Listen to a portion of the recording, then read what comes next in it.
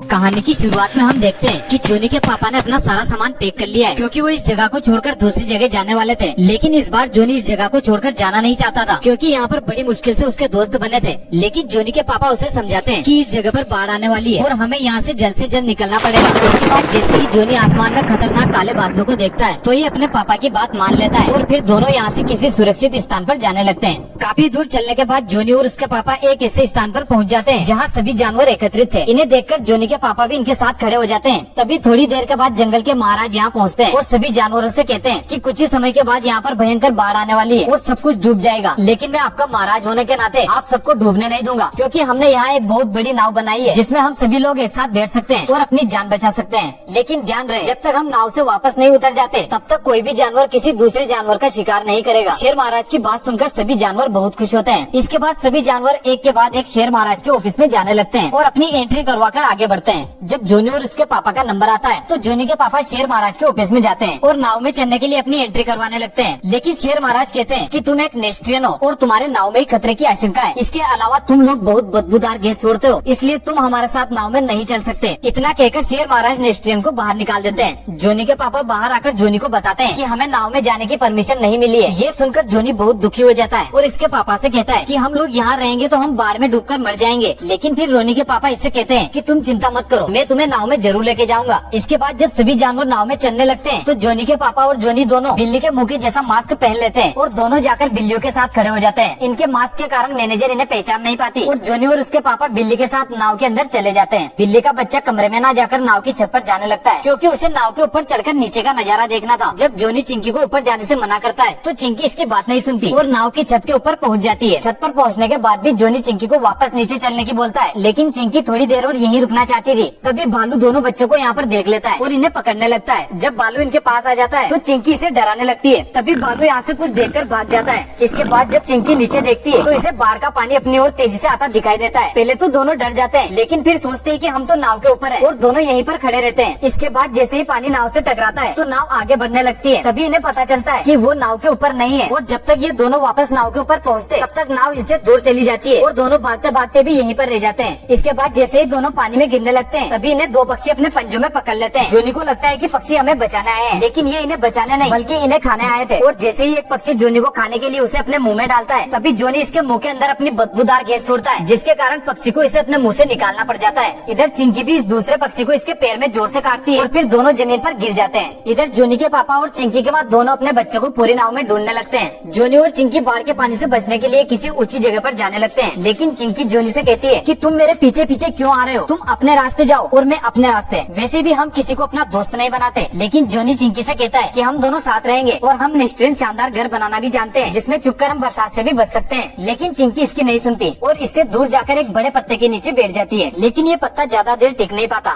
तभी चिंकी एक पेड़ के ऊपर देखती है कि जोनी ने एक खूबसूरत घर बनाया है, तो चिंकी भी बारिश के पानी से बचने के लिए जोनी के घर के अंदर चली जाती है। इसके बाद जोनी और चिंकी पूरी रात इसी घर में बिताते हैं। इधर नाव में जोनी और चिंकी के मम्मी पापा को पता चलता है कि दोनों बच्चे नाव के अंदर नहीं है। ये जानकर दोनों बहुत दुखी होते हैं और बच्चों तक पहुँचने के लिए कुछ सोचने लगते हैं। इधर जब सुबह होती है तो चिंकी देखती है कि जोनी ने खुद की एक नाव बनाई है और फिर दोनों इसके अंदर चढ़ते हैं। इतने में एक हवा के झोंके के कारण नाव इनसे दूर चली जाती है और अब इनका घर भी पानी से डूब चुका था। इतने में दोनों पक्षी फिर से इन्हें खाने के लिए आ जाते हैं और दोनों बच्चे इनसे बचकर भागने लगते हैं। भागते भागते दोनों एक जीव के ऊपर जा गिरते हैं और जैसे ही ये चीख मारता है तो दोनों पक्षी यहाँ से डरकर भाग जाते हैं। इसके बाद जोनी इससे कहता है कि हमारी जान बचाने के लिए थैंक यू। फिर ये जोनी से अपना नाम बताता है और कहता है कि मेरा नाम है लुटस और ये है मेरा दोस्त टॉय जो हमेशा मेरे सिर पर बैठा रहता है। फिर जोनी लुटस से कहता है कि चलो हम सभी मिलकर उस पहाड़ की चोटी पर चलते हैं। लुटस को भी अपने साथ मिलाने पर चिंकी बहुत गुस्सा होती है, लेकिन कर भी क्या सकती थी। इसके बाद चारों मिलकर आगे बढ़ने लगते हैं। इधर जोनी और चिंकी के माता पिता सोचते हैं कि अगर हम नाव को वापस मोड़ दें तो हम अपने बच्चों तक पहुंच सकते हैं। फिर ये दोनों गार्ड से बचते हुए नाव के ऊपर चले जाते हैं। यहाँ पहुंचकर जोनी के पापा शेर को अपनी बातों में उलझाते हैं। तभी चिंकी की मम्मी शेर के पीछे से सिर पर मार देती है, जिसके कारण शेर बेहोश हो जाता है और फिर दोनों नाव को वापस मोड़ लेते हैं।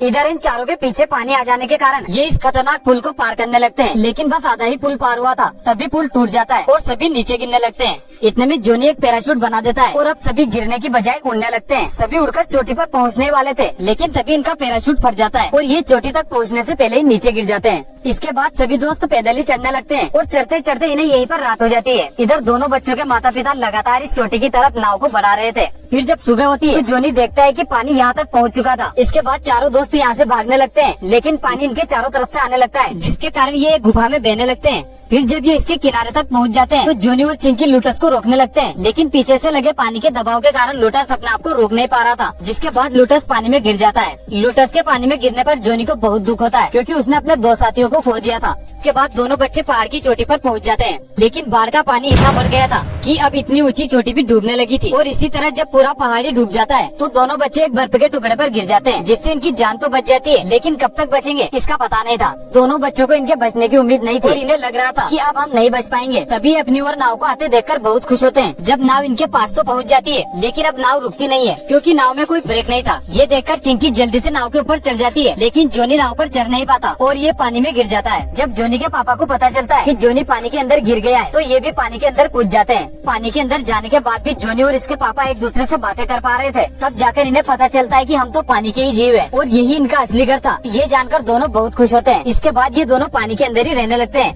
इसी के साथ ये कहानी यही खत्म हो जाती है। तो आपको ये कहानी कैसी लगी कमेंट में जरूर बताना और ऐसी